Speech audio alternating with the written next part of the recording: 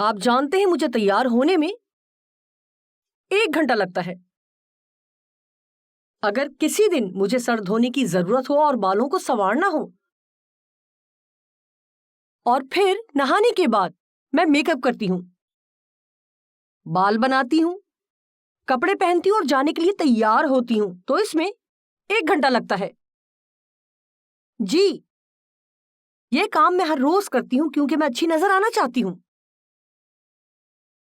کیا میں روحانی تیاری کے لیے بھی اتنا ہی وقت لگاتی ہوں؟ خدا کا شکر ہے میں ایسا ہی کرتی ہوں۔ سچ یہ ہے کہ میں اس پر زیادہ وقت صرف کرتی ہوں۔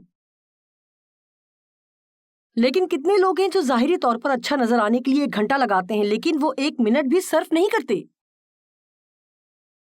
کہ اس بات کو یقینی بنائیں کہ ان کا دل ٹھیک ہے۔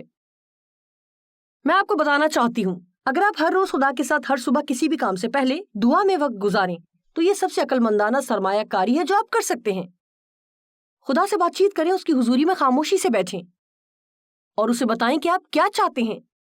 خدا کے کلام کے مطالعے میں کچھ وقت گزاریں، کسی بھی تعلیمی پیغام کو سنیں، میرا پروگرام ٹی وی پر دیکھیں، کلام کو اندر بسائیں تاکہ یہ آپ کو متحرک کرے اور آپ وہ کام کرنا یاد رکھیں جو خدا چاہتا ہے کہ آپ کریں۔